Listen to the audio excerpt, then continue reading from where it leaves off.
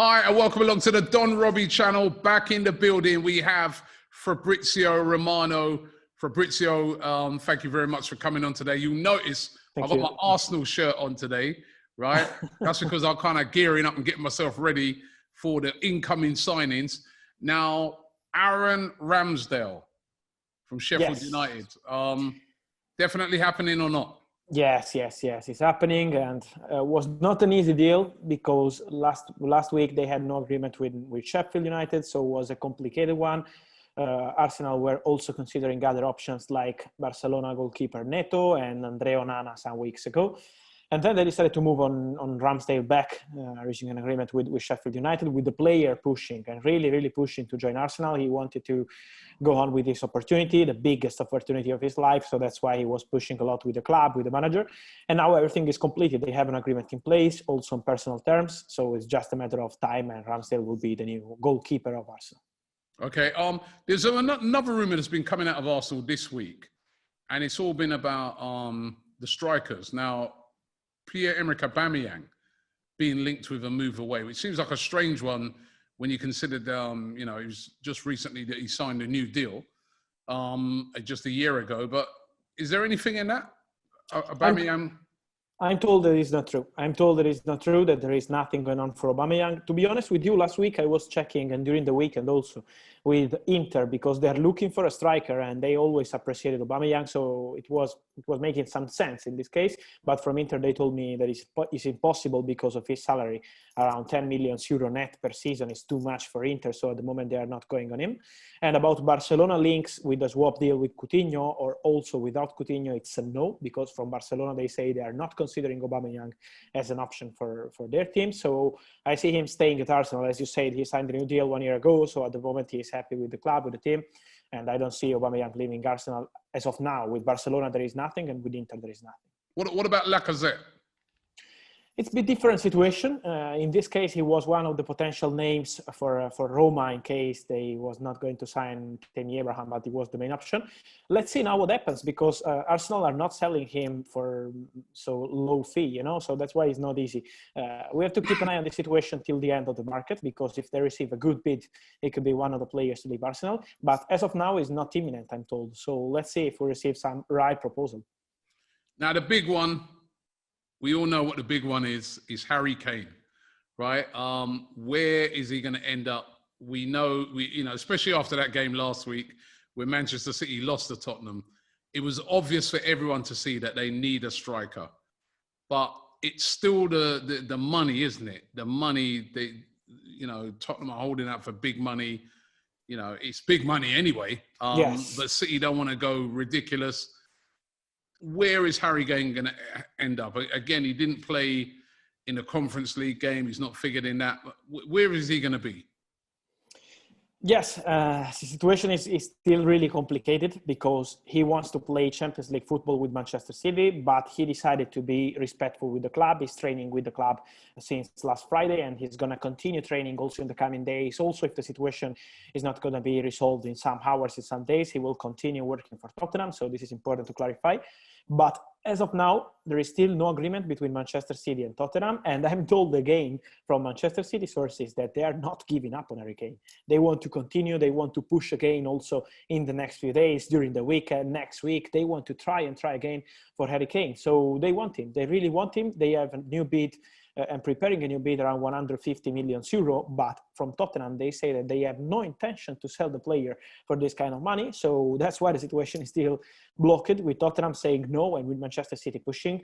It's a poker game, my opinion. It's a poker game because now Tottenham need to make a final decision. I think next week everything has to be resolved, because from Kane's side, they were hoping this week to have a final answer from Tottenham. They are still saying no, but Manchester City are not giving up. So I think they need to make a final decision in the coming days, because City are not giving up on Harry Kane. What's your gut feeling telling you? Where do you think he'll end up? My feeling is that Manchester City have still chances to sign Harry Kane, to be honest. I see Manchester City with chances to sign him. It's true that Tottenham are saying no, and they've been really serious. And with Daniel Levy, it's also so complicated to sign normal players and not top stars. Imagine for top stars like Harry Kane, but my feeling is that from City, they really think that they can do it. They really feel that they have chances to sign Harry Kane. Then let's see.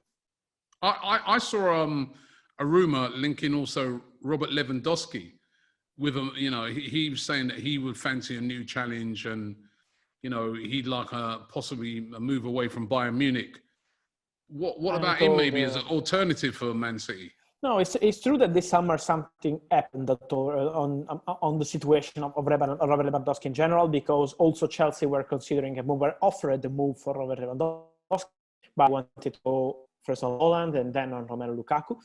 And so the main problem on this Robert Lewandowski deal is that Bayern Munich had no intention to sell the player, no intention to sell Lewandowski this summer. And German clubs, you know better than me that they are used to say no for top players at the end of the window. Replacing a player like Lewandowski at the end of the window would be a big problem, big issue for Bayern Munich. So they have no intention to open talks for Lewandowski, but maybe keep an eye on the situation next summer, because it will be an interesting one, I think, in 2022. Okay, going back to Tottenham, I see them getting linked with Kurt Zouma of Chelsea. I'm told Kurt Zouma is not in advance at all to join Tottenham, and it was one of the ideas, but before they signed Romero. This is what I'm told. He was one of the players in the list before they decided to go for Romero. And the same for Pau Torres. They are not going for these two players as of now. So those not going for them whatsoever. No. Pau Torres as well. From Villarreal, they're not after him either. They are ideas, you know, they are ideas because Fabio Paratici, the new sport director of Tottenham, works like this. So I want to say to Tottenham fans that are listening to us or here, just be ready, because Fabio Paratici works like this on 10 different players on the same position. So you will always have many rumors for the same position for your club. But Pau Torres is not joining Tottenham and Kurt Zouma is not joining Tottenham. This is what I'm told. Shaqiri of Liverpool. Linking him with a move to Lyon.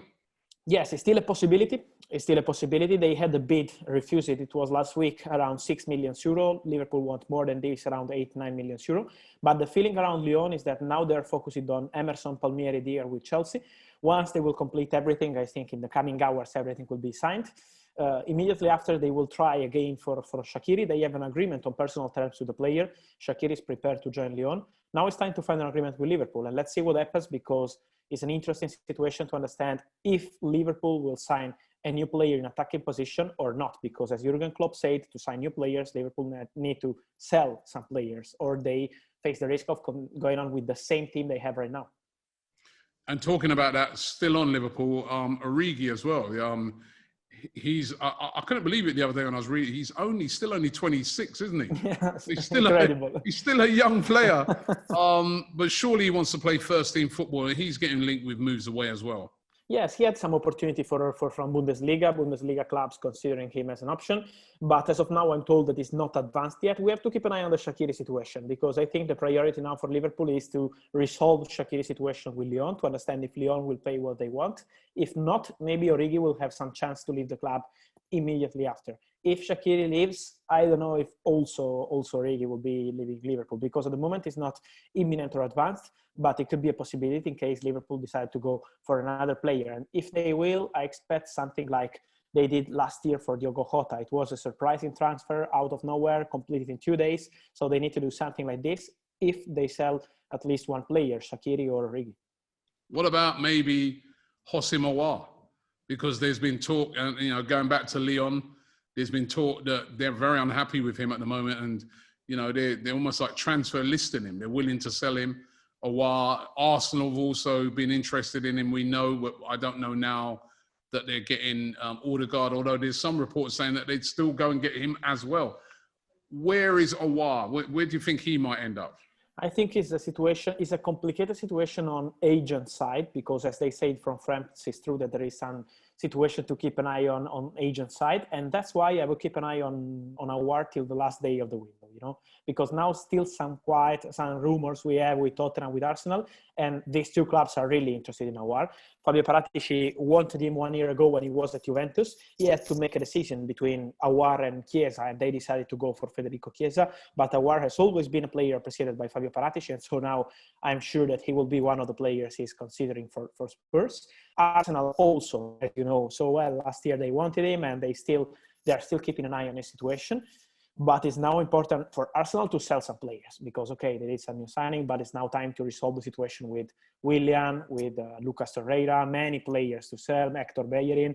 So they have some situation to resolve in the coming days, and then let's see what happens with Aouar. But I will keep an eye on this player till the last day of the window because, in my opinion, something could happen for Aouar. Okay, what about Bernardo Silva, Man City? That's Still gone quiet. Where is he going to, you know, the thing is that you've got some of these players, they're great players, but the way the market is this summer, can anybody afford Bernardo Silva? That's the thing. This is the problem. And with Saul Niguez of Atletico Madrid, they are in similar situation. For Bernardo Silva, Atletico Madrid were looking at a situation if Saul was going to leave the club, but at the moment for Saul is still quite a situation. And that's why also with Bernardo Silva, he hopes to leave Manchester City because he wants a new challenge, a new opportunity, but it's not something close at the moment. It's something to keep an eye on. And in my opinion, it's also linked to the situation of Harry Kane. So if they go for Harry Kane, maybe it will be easier also for them to say, okay, let's find a solution for Bernardo. If not, they want an important bid for Bernardo Silva. And as of now, they don't have this kind of bid. We have many rumors about Arsenal from Portugal, but I'm told that Arsenal only wanted Odegaard, not Bernardo Silva. So that's why at the moment the situation is still quiet. All right, I've got two more for you. ADAMA TRAORE of Wolves. I've seen links linking him with Spurs. I've seen links linking him with Liverpool. What do you think he'll stay, or will he be on the move from Wolves? For Liverpool, it depends, as I said, about Shaqiri and Origi situation. For Tottenham, now they are trying to resolve the situation of Harry Kane. If maybe they sell Harry Kane, it could be one of the names in the list. I'm told that it's true that, of course, Nuno likes the player. He had him at Wolverhampton, so it's normal. But talking about the board, also from the board, there is some interest in ADAMA TRAORE. It's not the priority now, because now they have different priorities. They have to check the situation in other positions. But he's one of the names that they have in the list. So we will see if they will decide to make a bid, to open talks. But as I said before, Paratici has 10 different names for the same position. So till he goes with a bid, I'm never saying that he's close or advanced because he works like this. All right, and finally, this is another big one that I'm wondering if he's going to stay or go, and that's Kylian Mbappe, wanted by Real Madrid. Real Madrid want him. I don't know if they've got the money for him. I don't know if they're going to shift out quite a few players to maybe bring him in, but he is their priority as far as what everybody's reading. Would he leave PSG? I mean, they've got Messi, they've got Neymar, him. I mean, would he leave them and go to Real Madrid? The problem is with Paris Saint-Germain, because Paris Saint-Germain have no intention to sell Kylian Mbappe. This is the point. It's true that Real Madrid are really serious with him. They love Kylian Mbappe, they want Kylian Mbappe, and they are ready to pay for Kylian Mbappe. So if tomorrow morning Paris Saint-Germain change their stance and say, okay, we are prepared to sell the player, Real Madrid will be 100% ready. They have money ready for Kylian Mbappe, and this is the only dream, the only obsession they have on the market this summer, and potentially for next summer if he's not joining now. But as of now, from Paris Saint-Germain, as Pochettino said today, Al-Khelaifi said many times, the president of Paris Saint-Germain, they want to keep the player. They are really relaxed and convinced that at the end, Kylian Mbappe this season will play for Paris Saint-Germain. He has no agreement on new contract with Paris Saint-Germain, and that's why Real Madrid position is, if Paris Saint-Germain change their stance, we are ready this summer. If not, we will try next summer for Kylian Mbappe as free agent. This is Real Madrid plan, and they want Kylian Mbappe 100%. And my feeling is next club for Kylian Mbappe will be Real Madrid. This summer or next summer? I don't know. It depends by Paris Saint-Germain, but or this summer or next summer will be Kylian Mbappe. This summer, I think it's really difficult. All right. That could be another big. That one and Harry Kane, those could be the real massive ones before the end of the transfer window. But as usual, thank you very much. I know you're working really hard. Thank you. Don't worry, you ain't got long to go now. yes. 1st of August. After that, you can get yourself a rest. I mean, go and take a little holiday. We started before the Euros. It was something like yesterday, but was before the Euros. Yes. I still remember when you told me Italy-England final. Yeah. Incredible. Yeah. 31st, on the 1st of September, you can go on the Amalfi Coast. Go and take a nice rest, relax. Yes, 1 week. 1 week at least. Yes, thank you. Thank you very much. Thank you, my friend. Thank you. Bye. See you next week. Bye. Good.